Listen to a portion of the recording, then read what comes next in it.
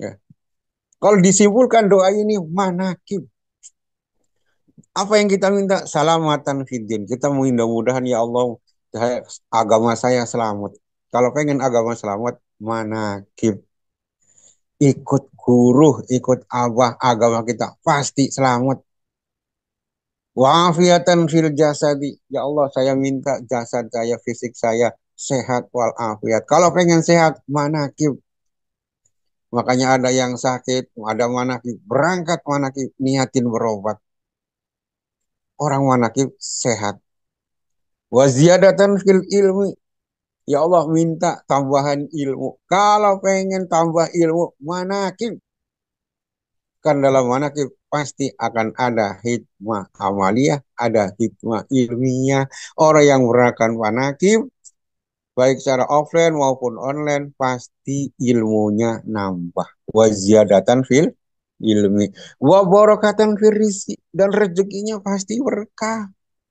Ya orang manakib pasti rezekinya berkah. Yang mestinya buat ke sono buat mana. Ya.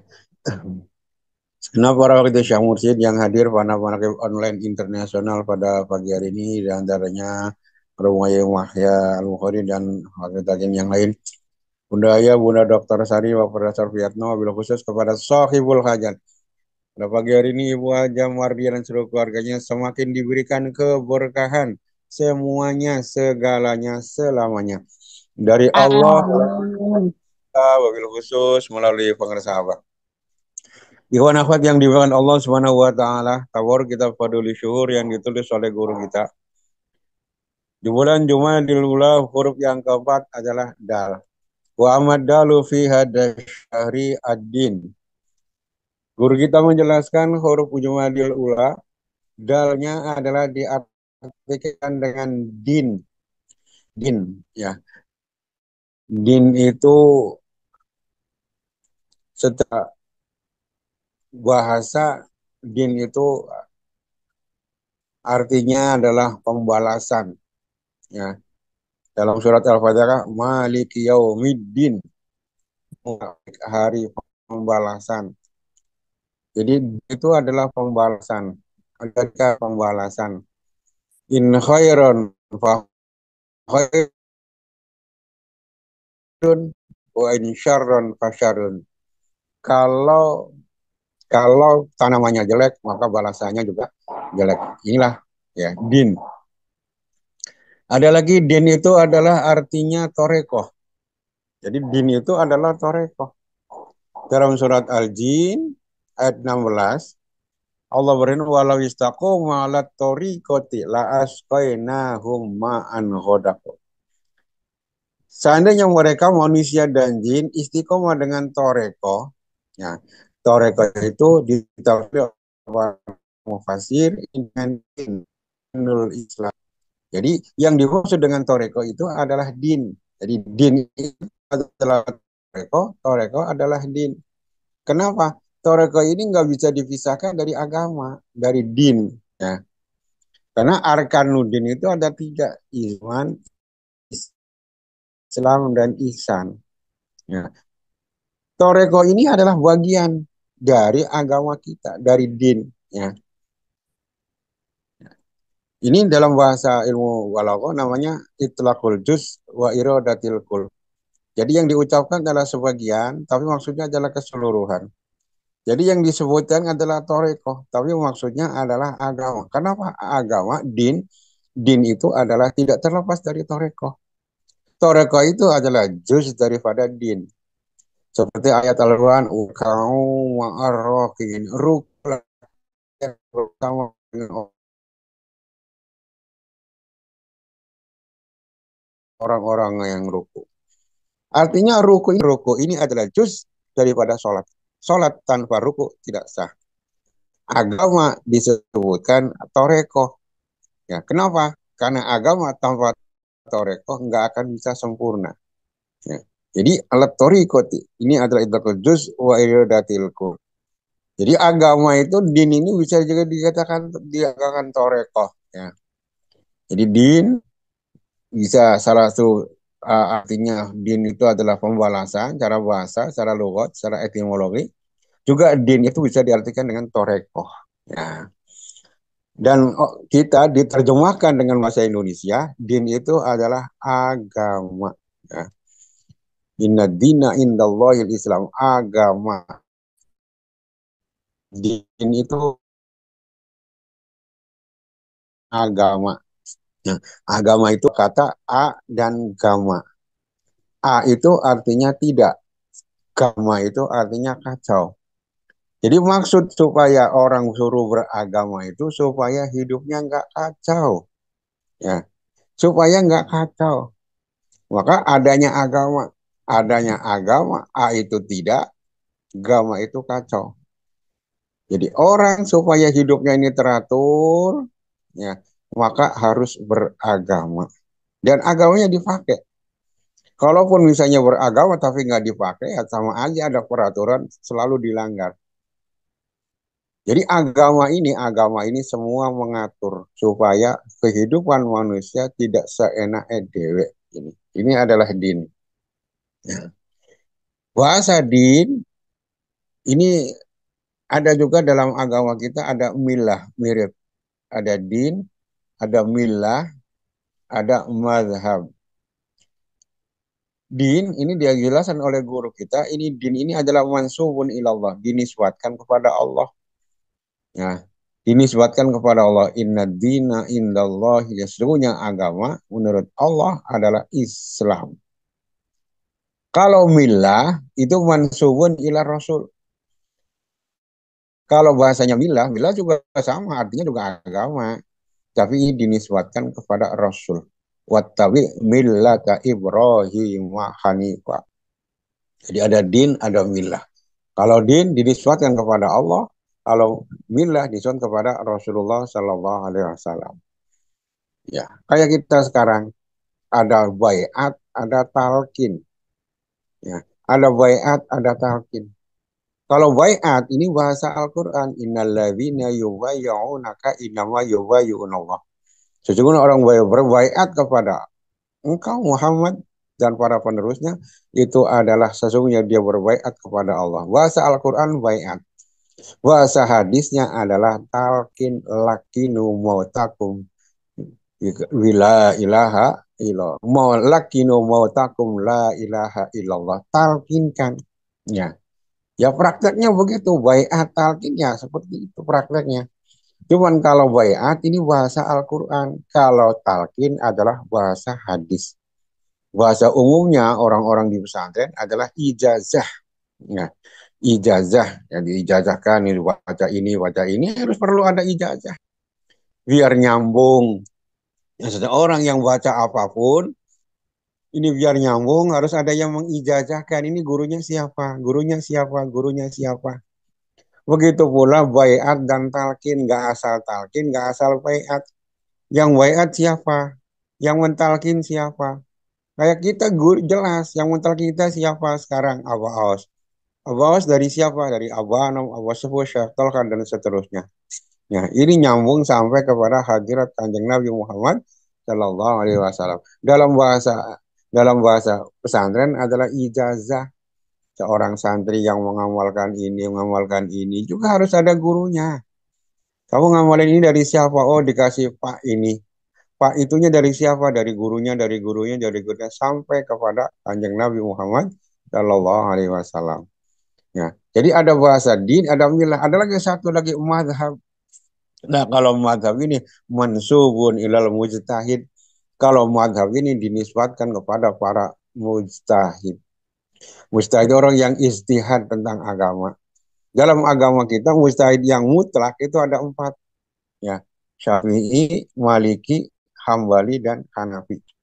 Jadi ada madhab Syafi'i, ada madhab Maliki, ada madhab Hambali, ini ada Hanafi, dan Hambali. Ini semua beliau-beliau ini adalah mujtahid mutlak. Ini adalah madhab.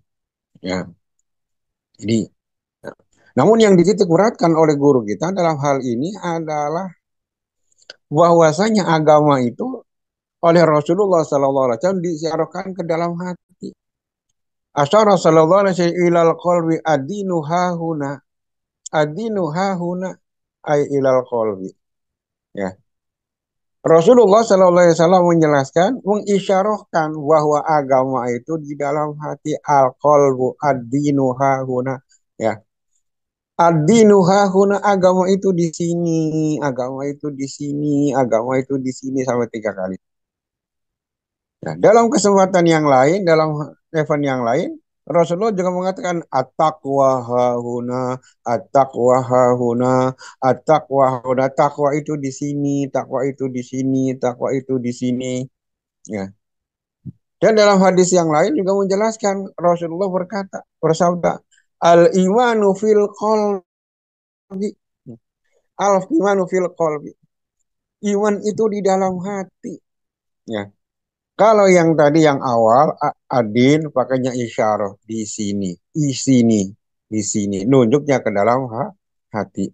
At-taqwa juga hahuna, ya ke dalam hati ini juga pakai isyarah. Tapi untuk iman Rasulullah tidak pakai hahuna, langsung al-imanu fil qalbi, iman itu ada di dalam hati. Artinya bahwa ketiga hal ini, din, agama, takwa, dan iman, ini semua adalah di dalam hati. Ya. Ketakwaan seseorang, agama seseorang, iman seseorang adalah fil qalbi. Ketiga hal ini kuat lemahnya adalah tergantung hati. Ya. Maka agama itu adalah tergantung hati. Takwaan tergantung kepada hati. Keimanan seseorang juga bergantung kepada hati. Maka bagaimana biar agama kita kuat, din kita kuat? Ya. Bagaimana supaya takwa kita menjadi kuat? Bagaimana supaya keimanan kita menjadi kuat? Bergantung kepada hati. Ya. Bagaimana apa yang harus kita lakukan? Ya kuncinya di hati. Ya. Kuncinya di hati kita. Iman kuat, maka hati harus kuat. Ya. Takwa kita kuat, maka kuncinya adalah hati harus kuat. Keimanan kita bisa kuat, maka hati juga harus kuat. Ya, intinya keimanan seseorang, hati seseorang, ketakwaan soal iman seseorang, ini kuncinya hati. Maka hati inilah yang harus hidup dan sehat. Ya. Kalau seseorang hatinya hidup, hatinya sehat, agamanya pasti sehat, agamanya pasti bisa. Ketakwaan seseorang ini bergantung kepada hati. Kalau hatinya hidup, kalau hatinya sehat, ketakwaan seseorang juga akan tumbuh berkembang. Keimanan seseorang, ya bisa iman, bisa kuat, bisa ini juga hatinya ini juga harus hidup, harus sehat. Bagaimana keimanan seseorang akan meningkat kalau hatinya nggak hidup, kalau hatinya mati. Ya. Dan intinya bagaimana supaya hati ini hidup? Bagaimana hati ini supaya sehat? Biar agamanya kuat, biar ketakwaannya kuat, biar keimanannya kuat. Jawabannya cuma satu, talqin. Talqin taklam kop ya nun talqin. Ini yang disampaikan oleh guru kita. Ya. Jadi talqin lagi, balik lagi ke talqin, balik lagi ke zikir. Ya. Agama ada di dalam hati. Hahuna. At-taqwa adalah hahuna. Al-imanu fil qalbi. Jadi 3 komponen penting ini, agama, ketakwaan, keimanan seseorang, ini kuncinya dalam hati. Kalau hatinya kuat, agamanya kuat, ketakwaannya kuat, keimanannya kuat. Tapi kalau hatinya lemah, agamanya pasti lemah, ketakwaannya pasti lemah, keimanannya juga pasti lemah. Dan untuk hati supaya kuat, supaya hidup, supaya sehat, jalannya nggak ada lagi. Talqin.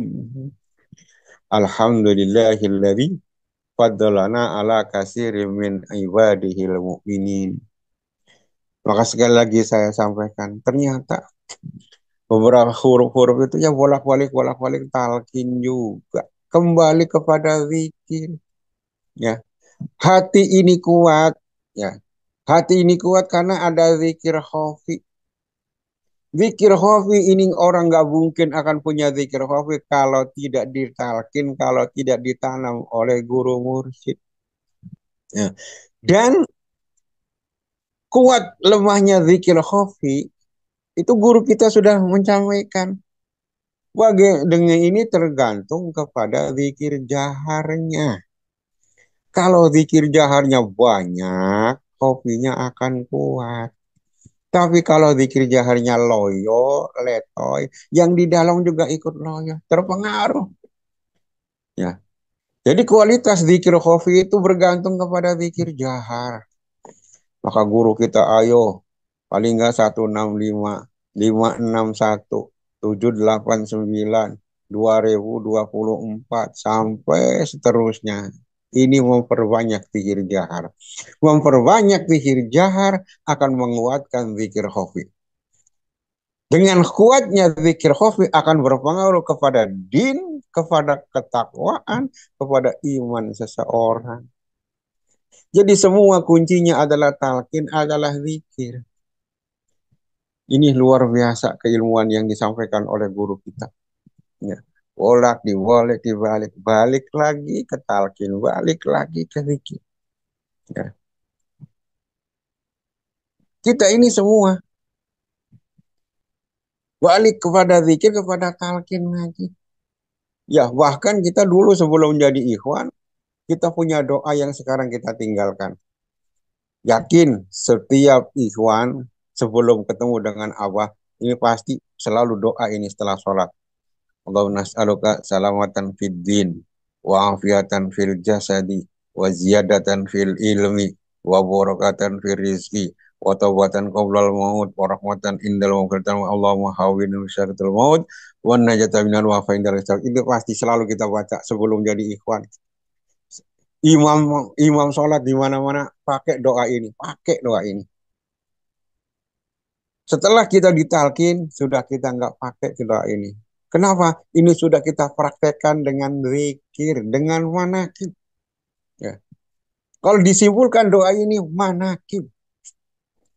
Apa yang kita minta? Salamatan fiddin. Kita mudah-mudahan ya Allah, agama saya selamat.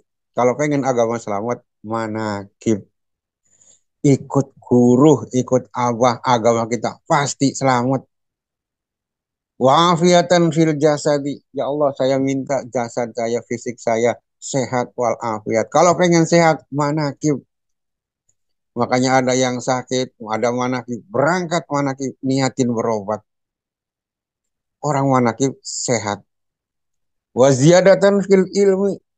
Ya Allah, minta tambahan ilmu. Kalau pengen tambah ilmu, manakib. Kan dalam manakib pasti akan ada hikmah amaliyah, ada hikmah ilmiah. Orang yang berakan manakib, baik secara offline maupun online, pasti ilmunya nambah. Wa ziyadatan fil ilmi. Wa barakatan fil rizki. Dan rezekinya pasti berkah. Ya orang manakib pasti rezekinya berkah. Yang mestinya buat ke sono buat manakib. Ya. Pulsa yang kita pakai ini, HP ini pakai pulsa. Kalau nggak pakai manakib, ya kita tahu sendirilah.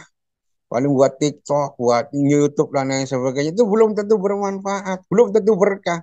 Tapi kalau pulsa kuota kita buat manakib pasti berkah. Wa barakatan firrizki. Wa taubatan qoblal maut. Ya Allah minta taubat sebelum maut. Itu sudah terjadi di ikhwan. Wa rahmatan indal maut. Udah pasti dapat rahmat Allah. Wa maghfiratan ba'dal maut. Minta ampunan setelah mati. Nggak usah nunggu mati. Sekarang juga kita sudah mendapatkan maghfirah dari Allah. Setelahnya ditalkin, pasti ada maghfirah dari Allah Subhanahu wa taala. Orang yang zikir banyak bukan minta ampun, minta maghfirah, tapi disiapkan. A'adallahu maghfiratahu wa ajron adima. Hawin ala wisyaratul, ya Allah mudahkan dalam sakatul maut terjadi di ikhwan.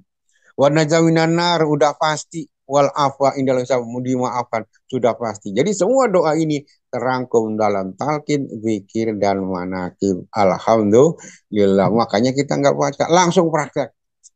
Langsung praktek. Kalau yang lain kan mohon maaf tidak menyalahkan pengajaran orang lain, cuman doa mudah-mudahan, mudah-mudahan prakteknya ada di kita. Alhamdulillah. Allah alam kurang lebihnya. Maaf. Assalamualaikum warahmatullahi wabarakatuh. Allahumma salli ala nabi